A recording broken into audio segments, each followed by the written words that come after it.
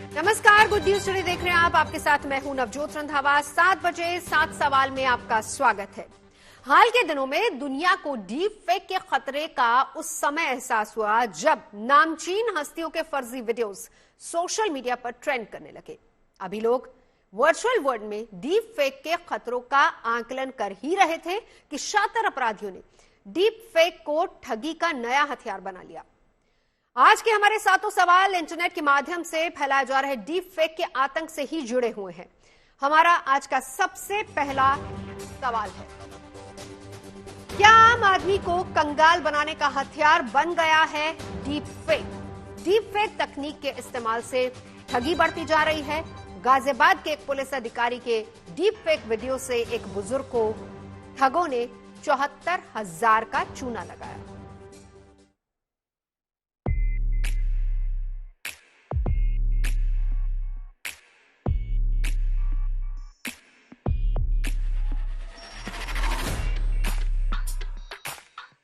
आपके साथ अगर ठगी हो जाए तो आप किसके पास जाएंगे?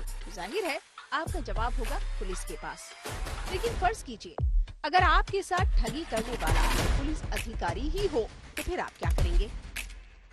ऐसी स्थिति किसी भी आम आदमी को परेशानी में डाल सकती है। इसलिए ठगों ने लोगों को ठगने का जो नया तरीका बनाया है उसमें उन लोगों ने पुलिस वालों को ही अपना हथियार बनाया है।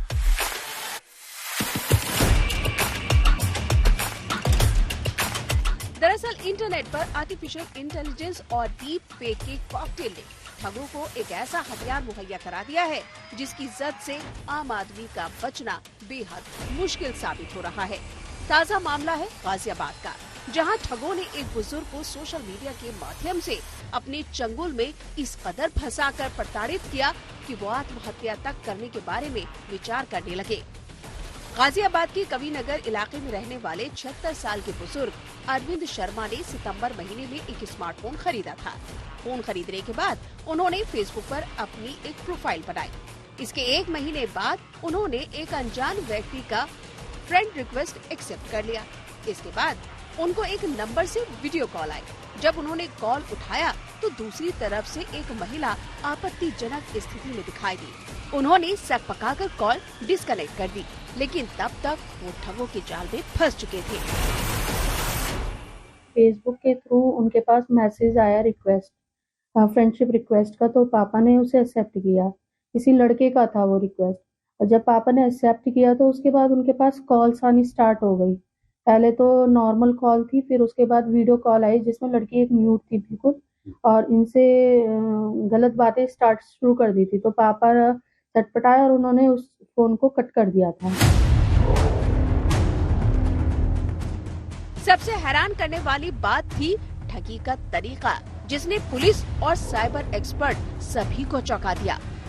अरविंद शर्मा को ठगने के लिए एक रिटायर्ड पुलिस अधिकारी के डीप फेक वीडियो का सहारा लिया गया।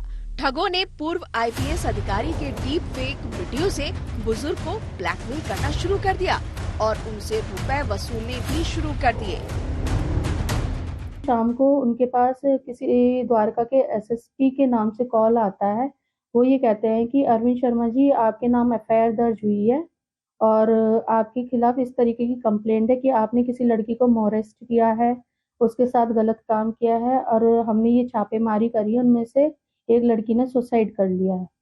तो उसमें पापा थोड़ा सा घबरा गए थे, तो फिर उन्होंने सेटलमेंट के लिए उनसे बोला कि आप एक काम करो, संजय जी से बात कर लीजिए जो साइबर में ही काम करते हैं, आप इनके थ्रू शायद इस प्रॉब्लम को सॉर्ट आउट कर सकते हैं। तो पापा ने उनसे जब बात करी तो उन्होंने अपना नंबर, अकाउंट नंबर वगैरह डिटेल दी और उनसे पैसों की डिमांड स्टार्ट कर दी।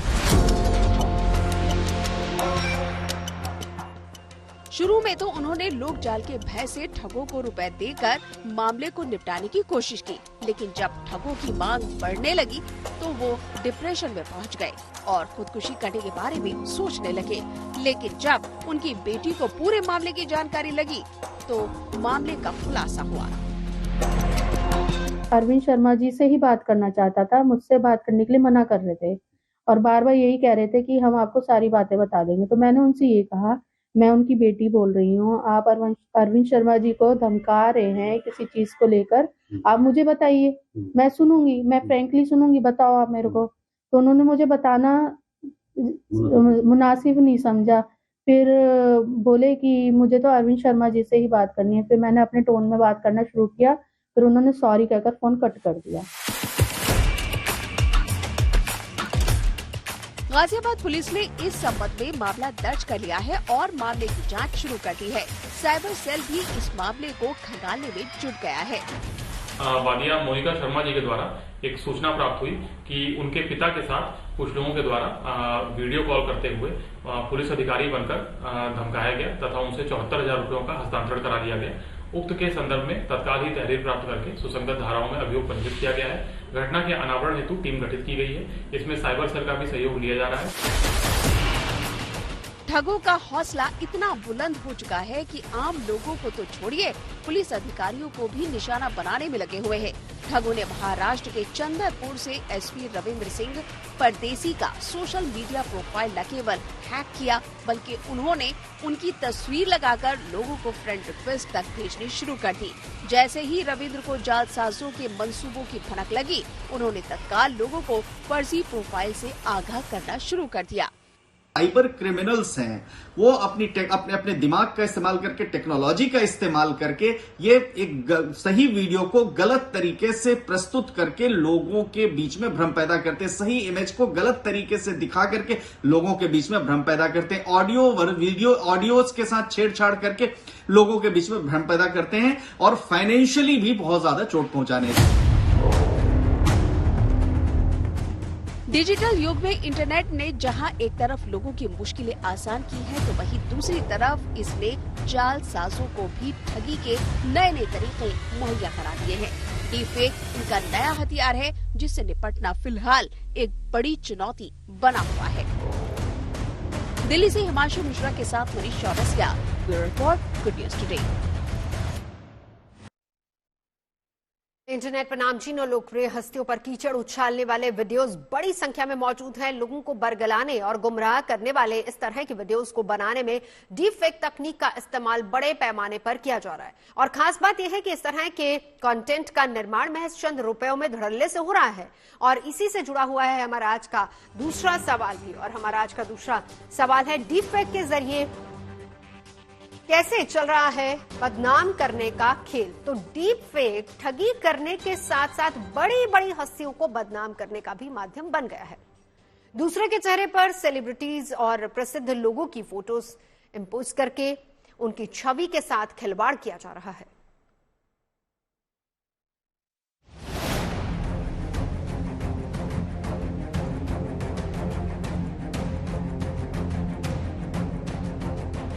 आर्टिफिशियल इंटेलिजेंस के कारण और उसमें भी डीप फेक के कारण जो एक नया संकट आ रहा है,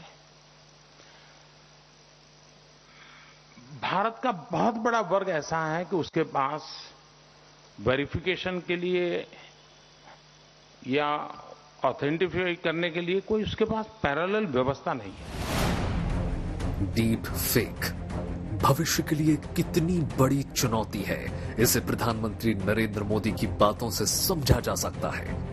आर्टिफिशियल इंटेलिजेंस जो भविष्य की तकनीक बताया जा रहा है, दावा है कि एआई आने वाले समय में दुनिया में जीने का तरीका ही बदल देगा।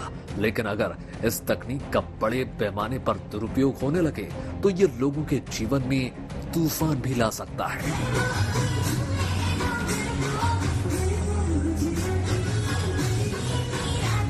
हाल के दिनों में कुछ ऐसी घटनाएं हुई हैं जिसने डीप फेक के गंभीर खतरों से दुनिया को आगाह किया है। जैसे जैसे ये तकनीकी विकसित हो रही है, वैसे वैसे ही इसके जो चैलेंजेस हैं वो चैलेंजेस बढ़ रहे हैं। इसलिए जरूरी ये हो गया है कि अगर आप नहीं समझ रहे हैं तो आप किसी साइबर विशेषज्ञ से सलाह लें।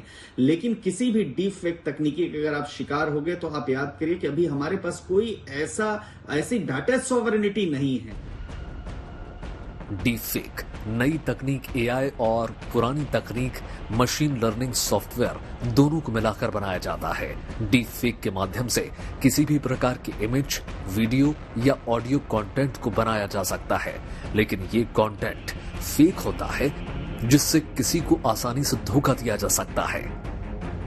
डीप फेक तकनीकी किसी भी ऑडियो में, वीडियो में, इमेज में हेर फेर करने की, उसको वास्तविक से हटा करके वास्तविक जैसा बना करके प्रस्तुत करने की कंप्यूटर के माध्यम से ये एक उसकी विधि है। माने इसका जो उपयोग है वो फर्जी खबर बनाना, अवैध कामों के बीच फाइनेंशियल इरेगुलरिटीज, फाइनेंशियल बर्गलरी और वित्तीय धोखाधड़ी करने पर है।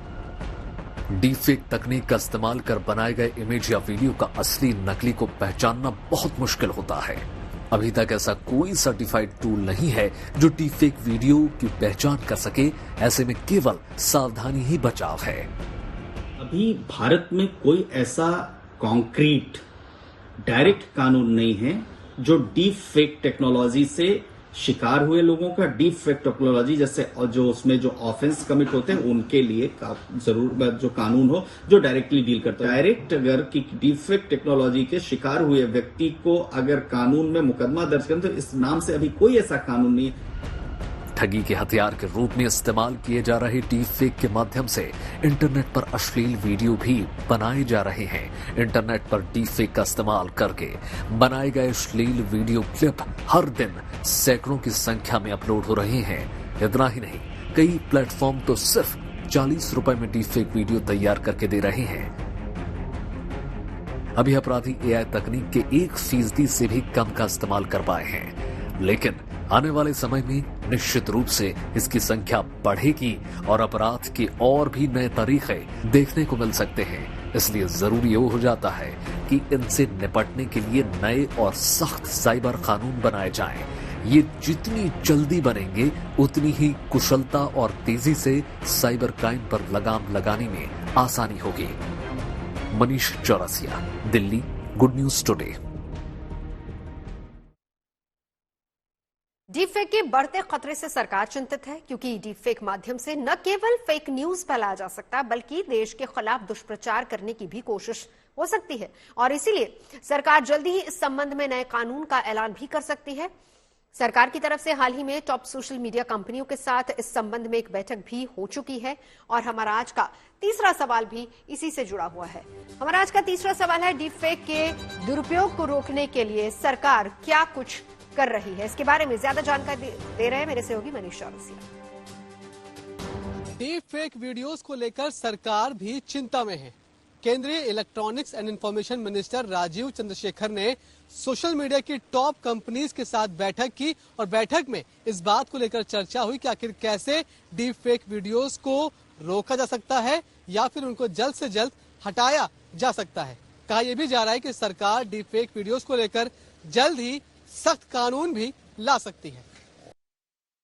डीपफेक एक ऐसी तकनीक है जिस पर पूरी तरह से लगाम लगाना तकनीकी रूप से संभव नहीं है, लेकिन इसके खतरों से सोशल मीडिया की बड़ी कंपनियां भली भांति परिचित हैं। सरकार की तरफ से डीपफेक पर लाल झंडी दिखाने के बाद गूगल जैसी बड़ी कंपनी ने सख्ती बरतने के संकेत दिए हैं। गूगल की तरफ से दावा यह किया जा रहा है कि वो आर्टिफिशियल इंटेलिजेंस तकनीक से बनी ऐसी आपत्तिजनक सामग्री हटाए जो किसी व्यक्ति की पहचान जैसे उसके चेहरे या फिर आवाज से मिलती जुलती है। और इसी से जुड़ा हुआ है हमारा आज का चौथा सवाल, और हमारा सवाल है कि डीपफेक से निपटना कितनी बड़ी चुनौती है। साइबर एक्सपर्ट से जानते हैं। सतर्कता इंपॉर्टेंट है कि आप क्या कंटेंट किसके साथ शेयर कर रहे हो, पब्लिक लेवल पर क्या कंटेंट शेयर कर रहे हो। छोटे बच्चों की जब हम बात करते हैं वो अपने सोशल मीडिया वेबसाइट्स पर क्या शेयर कर रहे हैं, बिकॉज आजकल ये भी देखा जा रहा है कि बहुत सारी वीडियोस वायरल होती हैं और ऑन सोशल मीडिया साइट्स पे, और ये पता भी नहीं चलता कि ये वीडियोस एक्चुअली में वो उनके द्वारा बनाई गई है या नहीं बनाई, बिकॉज ये सब AI ड्रिवन टूल्स होते हैं जिनके थ्रू ये वीडियोस बनती हैं। हर दिन आर्टिफिशियल इंटेलिजेंस और डीपफेक तकनीक के इस्तेमाल के साथ ठगी के ऐसे ऐसे तरीके इजाद हो रहे हैं जो आपको हैरान कर देंगे। आप एक कॉल पर खुद अपने घर में ही कैद हो सकते हैं और उसका अकाउंट खाली हो सकता है। नोएडा में एक ऐसा ही मामला सामने आया जिसकी शिकार एक महिला इंजीनियर हुई। हमारा आज का पांचवा सवाल इसी से जुड़ा हुआ है और हमारा आज का पांचवा सवाल है, क्या है ठगी का नया हथियार? Digital arrest. और ये है क्या? महिला इंजीनियर के साथ जिस तरीके से ठगी को अंजाम दिया गया वाकई चौंकाने वाला है। ठगों ने महिला के इर्द गिर्द ऐसी जालसाजी का एक पूरा जाल बुना जिसमें वो अपने घर में ही कैद होकर रह गई। आप सुकून से कहीं बैठे हो और कहीं से कॉल आए, आपने रिसीव किया और आप बैठे बैठे ही बंधक बन जाए, साथ ही आपकी जमा पूंजी पर डाका भी पड़ जाए, तो जाहिर है ये आपकी जिंदगी का बहुत ही कठिन वक्त होगा। तकनीक की तरक्की के साथ मुसीबत भी किस तरह बढ़ती है, इसका जीता जागता उदाहरण सामने आया है दिल्ली से सटे नोएडा से, जहां एक महिला इंजीनियर के साथ डिजिटल अरेस्टिंग की घटना ही नहीं हुई बल्कि 11 लाख रुपए की ठगी भी हो गई। मामला 13 नवंबर का है, जब महिला इंजीनियर के पास टेलीफोन रेगुलेटरी ऑफ इंडिया यानी ट्राई के नाम से एक कॉल आया। कॉल करने वाले ने उन्हें खुद को ट्राई का अधिकारी बताते हुए कहा कि उनका फोन नंबर एक हाई प्रोफाइल मनी लॉन्ड्रिंग मामले में इस्तेमाल हुआ है, इसलिए उन्हें स्काइप के जरिए जांच में शामिल होने की जरूरत है। इसके बाद उस शख्स ने महिला इंजीनियर को एक नंबर दिया और बोला कि ये क्राइम ब्रांच की इंस्पेक्टर का नंबर है, इनसे बात कर लीजिए। महिला के कॉल करने पर उस कथित इंस्पेक्टर ने कहा कि आप कहीं जाएंगी नहीं, आपसे लंबी पूछताछ करनी है, क्योंकि आपके आधार कार्ड का इस्तेमाल करके सिम खरीदा गया है और एक अकाउंट खोलकर उससे मनी लॉन्ड्रिंग के जरिए 2 करोड़ रुपए निकाल लिए गए हैं। इसके बदले में कमीशन मिलने की बात भी सामने आई है। इस टाइप कॉल में मुझे द्वारा बताया गया कि जो आपका आधार कार्ड है, अभी कोई नरेश गोयल जी हैं, कोई मतलब कोई छापा पकड़ पड़ा है, तो उनसे शायद कुछ CR लगभग कभी बरामद हुए हैं, जिसमें से आपका उन्होंने बताया पूछताछ में कि आपका 20 लाख रुपए आपको कमीशन के तौर पे आपके अकाउंट में ट्रांसफर किया गया है, जिसमें आपका आधार कार्ड मोबाइल नंबर यूज हुआ है। तो इस बात को उन्होंने मना किया कि नहीं हमने तो नहीं किया, हमारी कोई बात ऐसी नहीं हुई है किसी से। कहा नहीं उन्होंने बताया है, तो इसलिए कृपया आपको वेरीफाई करना पड़ेगा। महिला इंजीनियर ने शुरू में ऐसे किसी भी मामले से इनकार किया, लेकिन स्काइप कॉल पर वॉकी टॉकी सबके साथ मौजूद पुलिस वालों को देखकर वो डर गई। उन्हें ये भरोसा हो गया कि सही में उनसे पूछताछ की जा रही है। जेल जाने को लेकर डराए जाने के चलते सामने से जैसा कहा जाता रहा वो वैसा ही करती गई। महिला इंजीनियर से कमीशन के 20 लाख रुपए दिए गए, अकाउंट नंबर पर ट्रांसफर करने को कह दिया गया, तो उन्होंने 20 लाख नहीं होने की बात कहते हुए 11 लाख रुपए ट्रांसफर कर दिए। उनका कहना है कि हमको उन्होंने 9:30 बजे लेके 7 बजे तक लगभग बिठा के रखा, मुझे पानी भी नहीं पीने दिया, खाना भी नहीं, तो मुझे लगा कि पुलिस पूछताछ ऐसे ही करती है। महिला इंजीनियर से ये भी कहा गया कि आप इसके बारे में परिवार या किसी से कुछ नहीं बताएंगी। डरी सहमी महिला पहले तो चुप रही, लेकिन बाद में उन्हें खुद के ठगे जाने का एहसास हुआ, तो वो 21 नवंबर को साइबर क्राइम पुलिस थाने पहुंची, जहां उनकी शिकायत पर मामला दर्ज कर लिया गया। साइबर क्राइम पुलिस की तरफ से उन्हें जल्द ही आरोपियों तक पहुंचने का भरोसा दिया गया है। नोएडा से हिमांशु मिश्रा के साथ bureau report, good news today. Internet पर जिस तरह से हर दिन नए नए तरीके के कंटेंट अपलोड हो रहे हैं, उसी तरह से शातिर अपराधी हर दिन नए तरीकों से लोगों को चूना लगाने की तरकीबें भी ढूंढ रहे हैं। इंटरनेट पर ठगी के ऐसे अचूक तरीके खोज निकाले जा रहे हैं, जहां सजग लोग भी धोखा खा जाते हैं। हमारा आज का छठा सवाल इसी से जुड़ा हुआ है और हमारा सवाल है कि इंटरनेट पर ठगी के नए तरीकों से बचाव के क्या है उपाय, यानी आप किस तरीके से इससे बच सकते हैं। एक्सपर्ट्स की राय क्या है, जानते हैं। सबसे इम्पोर्टेंट बात, ऑनलाइन क्राइम से बचने के लिए आपको सतर्क रहना है। मतलब आपको अवेयरनेस बहुत ज्यादा जरूरी है। आपकी सतर्कता मतलब कि अगर आपके पास कोई कॉल आ रहा है, आपके पास कोई वीडियो ऐसा किसी ने आपको भेजा, सो आपको अवेयर रहना है कि आपको घबराना नहीं है बिल्कुल भी, कि आपको कोई आपसे पैसे मांग रहा है तो आपको पैसे नहीं देने। बिकॉज ऐसा देखा जाता है कि एक बार आपने उनको पैसे दिए तो ये पैटर्न बन जाता है और बार बार वो आपसे पैसे मांगते हैं और हजारों रुपए वो आपसे ले लेते हैं। सो अगर आपको ऑनलाइन इंटरनेट की ठगी से बचना है, सो आपको कुछ चीजों का ध्यान रखना है। अपना जो पासवर्ड है, अपना OTP है, किसी के साथ शेयर ना करें। ऑनलाइन कोई भी बैंक की तरफ से कोई कॉल आता है जो आपसे OTP मांगता है, अकाउंट नंबर मांगता है या UPI ID मांगता है, कोई एप्लीकेशन आपके फोन में इंस्टॉल करवाता है, आपको कोई भी एप्लीकेशन अपने फोन में इंस्टॉल नहीं करनी। आर्टिफिशियल इंटेलिजेंस एक ऐसी तकनीक है जिसे भविष्य का गेम चेंजर बताया जा रहा है और आने वाले समय में AI टेक्नोलॉजी दुनिया के जीने का तरीका बदल देगी। और हमारा आज का 7वां सवाल इसी से जुड़ा हुआ है। हमारा आज का 7वां सवाल है, AI तकनीक से कैसे बदल रही है पूरी दुनिया। इसके बारे में ज्यादा जानकारी दे रहे हैं साइबर एक्सपर्ट। चैलेंजिंग टेक्नोलॉजी है। लोगों को समझना पड़ेगा कि ऐसी जो भी कोई चीज ऐसी आती है जिससे आपको बहुत चेंजेस देखने को मिलते हैं, उनके कुछ साइड इफेक्ट्स भी होते हैं। So yes, AI, machine learning और इन सब का बहुत ही एक अदर साइड भी है, जहां पे कि लोगों को के साथ साइबर क्राइम्स होते हैं, फ्रॉड्स होते हैं, या अलग अलग तरीके से लोगों को फंसाया जा रहा है, पैसों से रिलेटेड फ्रॉड्स हो रहे हैं। वहीं दूसरी तरफ अगर देखें तो आर्टिफिशियल इंटेलिजेंस से बहुत सारी चीजों को प्रिडिक्ट भी किया जा सकता है, बहुत सारी हेल्प मिल रहा है। चैट जीपीटी जैसी एप्लीकेशंस, ऐसे प्रोग्राम जो बहुत ही अच्छी तरीके से डिटेल्स को दे देते हैं लोगों को। आप उनसे कोई भी क्वेश्चन पूछिए, आपको बहुत ही सटीक तरीके से जानकारी मिलती है। सो ये कुछ अच्छे प्लेटफॉर्म्स भी हैं, कहीं लोग उसका गलत इस्तेमाल भी करते हैं, लेकिन बहुत ही लार्जर स्केल पे अगर देखें तो आर्टिफिशियल इंटेलिजेंस और मशीन लर्निंग आने वाले 10 सालों के अंदर एक बहुत ही बड़ा रोल प्ले करने वाली है आईटी इंडस्ट्री को चेंज करने में। चैलेंजिंग टेक्नोलॉजी है। लोगों को 7 बजे 7 सवाल में अभी के लिए बस इतना ही। देश और दुनिया की तमाम अच्छी खबरों के लिए देखते रहिए गुड न्यूज टुडे।